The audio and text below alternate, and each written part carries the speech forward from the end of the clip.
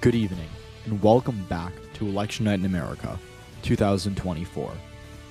Tonight, voters of America will decide which party they would like to be in control of the Senate, and whether they would like for Senate Majority Leader Chuck Schumer to serve another 2 years in the position, or for Mitch McConnell to return to his old position.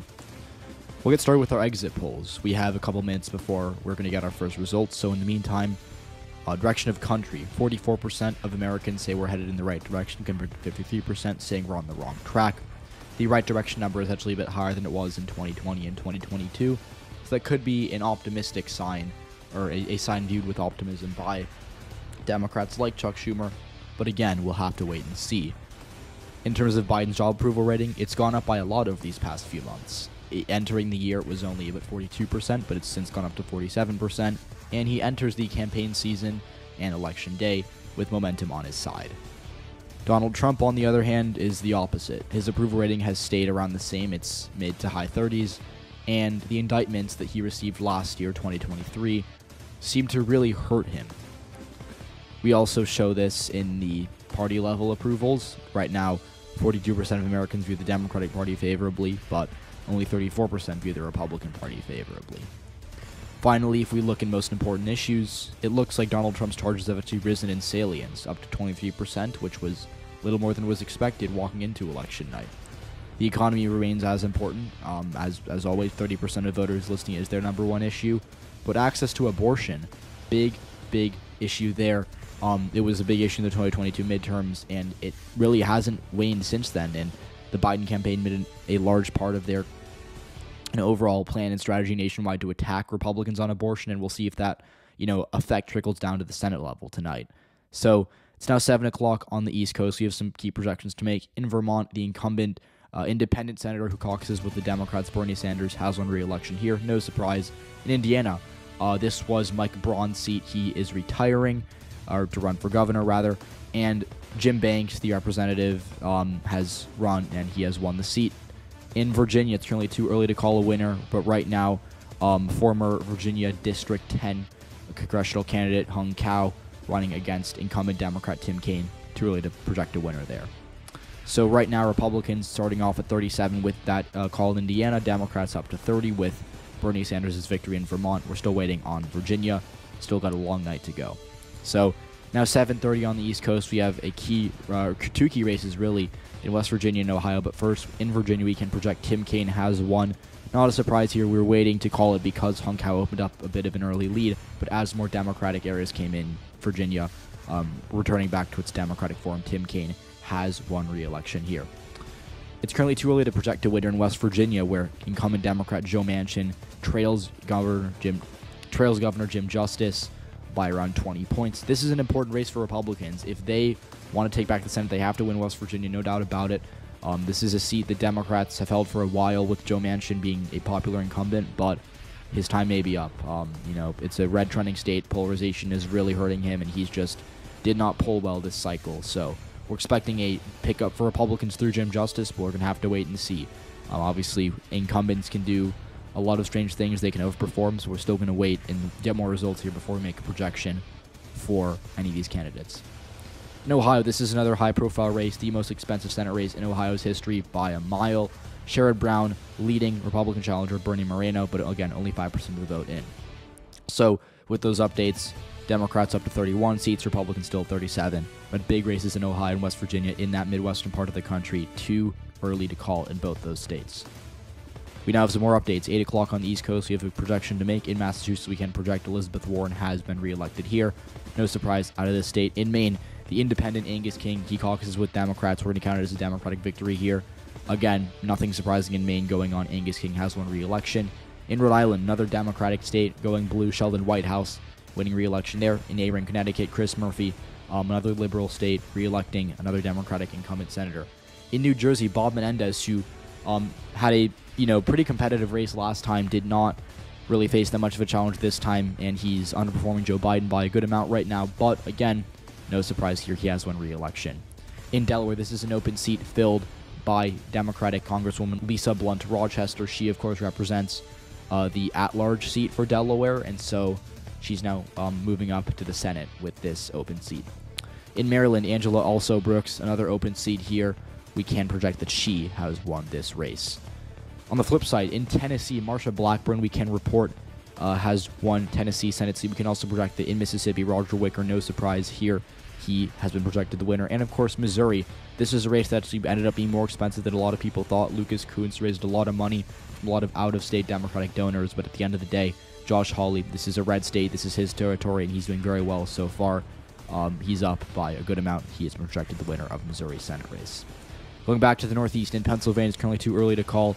Dave McCormick trailing Bob Casey early on. Casey having some encouraging signs. Right now he's outrunning Joe Biden, but again, too early to call here. It's also too early to call in Florida, where Orlando Mayor Dyer currently leads Rick Scott, the incumbent senator. Right now, 200,000 votes separate the two, but it looks like Scott's going to continue to close the gap as the night goes on. So that gets the GOP up to 42 Senate seats, Democrats at 38. And we're still waiting on a lot of important states, especially in the Midwest. As you can see, you've got 3 states, 2 close to call in all 3 races. We're just really waiting to make a projection in any of those states, but we're going to have to see where more votes come in. In Ohio, we're looking for more votes out of the Columbus area, both in the suburbs and in the city, to see how well Sherrod Brown's doing compared to Biden.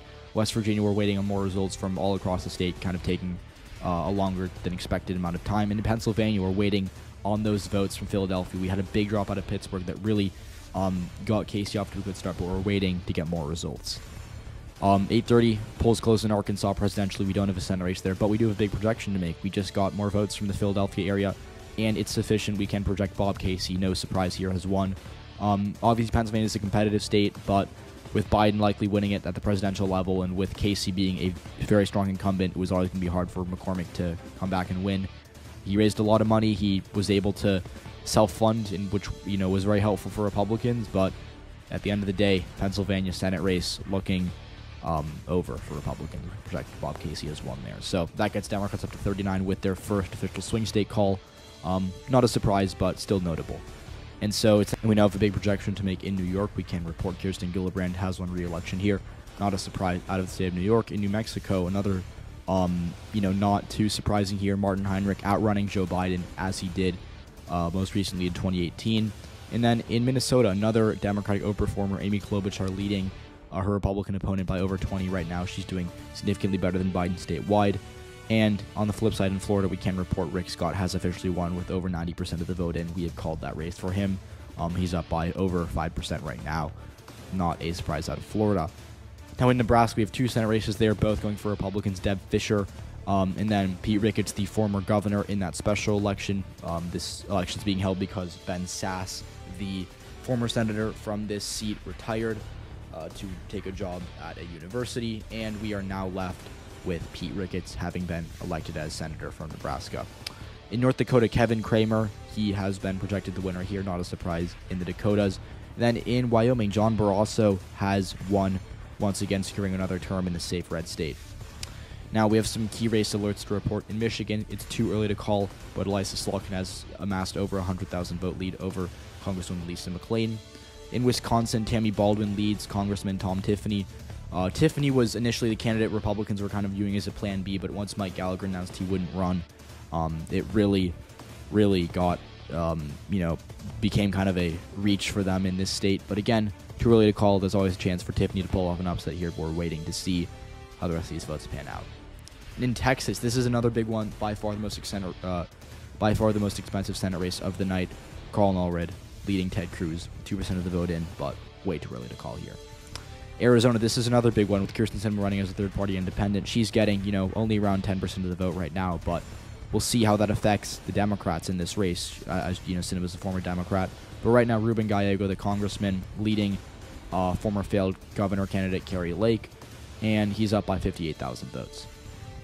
So, another update on the Senate map. Republicans clawing ever close to that majority here.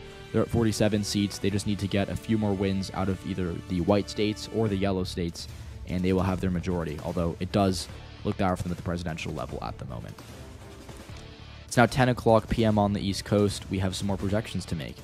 In Michigan, we can report Elisa Slotkin has won this seat. 68% of the vote has been reported here. She's defeated Lisa McClain. And in West Virginia, this is our first pickup of the night for Republicans. Jim Justice has officially defeated Joe Manchin with over just under two-thirds of the vote in, rather. Jim Justice up by over 23 points right now. He will be the next senator from West Virginia. This is a huge pickup for Republicans. They needed it. They could not have won the Senate without it, and they are going to get it. In Utah, Mitt Romney, he had a contested primary, but once he got past that, it was pretty smooth sailing, but a fifth of the vote in. No surprise here, he has won. But the big race at the hour is Montana. We only have a couple of counties in, and these are mostly Democratic leading counties, you can see here. But John Tester doing a lot better than Joe Biden at this hour. We're actually getting reports he's outrunning him by up to 16 points in some of these precincts. And we're waiting for more Republican areas to come in, but if he's doing 16% better in Democratic leaning precincts, looking pretty good for him. Betting odds have shifted dramatically in favor of him at this hour. But again, we're going to have to wait and see. Ryan Zink still has a lot of areas to improve, and we'll be watching this race all night and into the morning in all likelihood.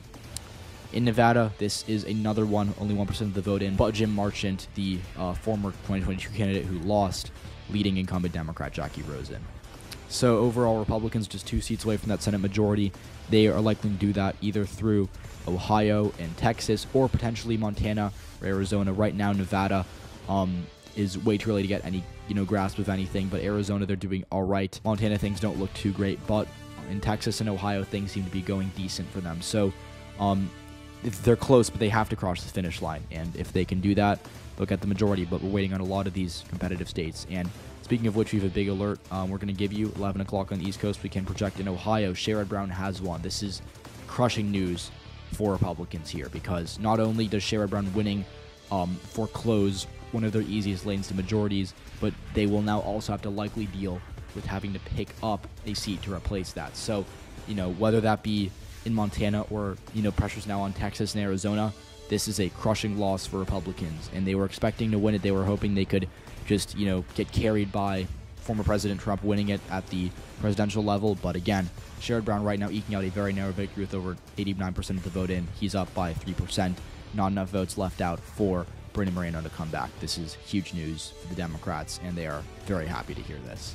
We can also project another Midwestern state, not as surprising, but in Wisconsin, Tammy Baldwin here has won re-election. We waited a bit, but we just got a big drop of votes from Milwaukee, and it is all but secure for her. She's going to win by a decisive margin at the end of the day. In California, we actually saw a Democratic versus Republican runoff here. Schiff just barely finished ahead of Katie Porter in that jungle primary, and he's going to win his first term in the Senate here. We can also project in Washington, Maria Cantwell, another blue state. She will win re-election here. In Hawaii, longtime Democrat Mazie Hirono has won re-election. So, Senate map update again. Republicans still at 49. They have to get past that hump through one of these 4 states, but it's getting difficult for them because, again, they went from having to just, win a few of those toss-up states like Wisconsin, Ohio, West Virginia, Pennsylvania, and they've lost most of those except for West Virginia. They haven't gotten the job done on the eastern part of the map, especially in Ohio, which was just devastating for them, and now they have to do something in either Texas. Well, they have to hold Texas. They have to do something in either Nevada, Arizona, or Montana, and things right now in a lot of the states are looking very, very dire for Republicans, so we'll keep you posted. Now, 1 o'clock on the East Coast, don't have a Senate race in Alaska. We do have a big projection to make, and it's going to be good for the Democrats here. In Arizona, Ruben Gallego has won this seat, 72% of the vote reporting here. This is a big one for Democrats. Republicans were down in the polls here almost the entire cycle, but they were hoping that Kyrsten Sinema would just take away enough votes from Gallego to get them to a victory. That did not happen. Gallego is doing very well in the suburbs and had, the boost of increased turnout from Phoenix and Tucson, and he's piecing together a pretty efficient coalition right now. He's up by over 6%, and that gap might close a little bit, but there are enough Democratic areas left out that we're going to likely see him hold on by at least a couple of points. And so that gets the Democrats up to 48 Senate seats, and Republicans really feeling the heat right now. They've actually lost the lead in the betting odds for Senate majority for the first time all night, and we're going to have to wait and see what they do in Montana and Nevada, because they have to win Texas, but if they lose both Montana and Nevada, it is over for them. And this is really bad news for them in Montana with just under 80% of the vote in. Not even that close right now. John Tester up by 8%. We still have some more Republican areas to come in, but there's not enough votes left out there for Ryan Zink to come back and beat him. The polls fluctuated a lot this race. There was a lot of, mixed expectations here. Some people thought Tester had it in him to hold on. Others really thought that Trump carrying the state of Montana at the top of the ticket would doom Tester. But he's held on tonight, and he will serve another 6 years in the Senate. And so that gets Democrats up to 49 Senate seats. They just need to win one of these remaining seats in either Nevada or Texas. And Nevada looks very good for them right now. Texas, we have more votes in, but we are really waiting on that seat. It looks very close at the moment. Colin Allred, doing very well, but we're still going to have to wait and see for more votes to come in, specifically from Houston, to see how well they'll hold up against Ted Cruz. We now want to give you an update on Nevada. We were talking about it earlier, but in the studio right now, we have about a quarter of the vote left out, and it's going to be closer than expected. Jackie Rosen, led in most polls by a good amount over Jim Marchant, but she's down by 5.5. Still a good amount of votes left outstanding, but this one will likely come down to just a couple of points, and we're going to have to wait and see, more votes come in, specifically from Clark County here. But we do have an update out of Texas. 83% of the voting called, and Allred just expanded his lead over Ted Cruz. We got a dump of votes from Houston. Allred outran Biden by 7% with that batch of votes. That's very bad for Ted Cruz. And at this moment, we can say that the betting odds have shifted in favor of Colin Allred winning the Senate race for the first time tonight. And that is horrible news for Republicans. They must win this seat to have a chance of retaining, or to have a chance of gaining control of the Senate. And right now, they're losing. And we can just make a call now that Democrats have won the Senate. Jackie Rosen has won Nevada. We just got a big batch of votes in Las Vegas, and she's up by a point statewide with a few more votes likely to be Democratic to be counted. And we have some more news. Right now, Democrats, with their win in the Senate, clinched 50 seats. Biden has already won the presidency. But out of Texas, we want to report Colin Allred has just won. We got another batch of votes from Houston. Allred outran Biden by 9% with that batch. We're calling it. Colin Allred has defeated Ted Cruz in Texas. 92% of the vote in. Huge call. Democrats celebrating this. And, a really good night for them. They were able to win every competitive Senate race really on the board, except for West Virginia, if you count that. But really, it came down to the western part of the state. It really came down to the West Coast. Democrats did very well in Texas. They held on to Nevada and Arizona. They held on to Montana, and they got the job done in the Midwest. So the final Senate map here, Democrats getting 51 Senate seats, Republicans 49. Republicans really fumbled a golden opportunity. They had a really good map up here, and they just could not finish the job. So that's it for this video. I hope you enjoyed. Again, this is not my actual prediction. This is just kind of a scenario that I thought would be fun to do. And let me know what you guys think. Let me know what you want to see more election nights. I'm making some of these this summer, so just let me know what you want to see. Subscribe so you don't miss any of my uploads, and I'll see you all next video.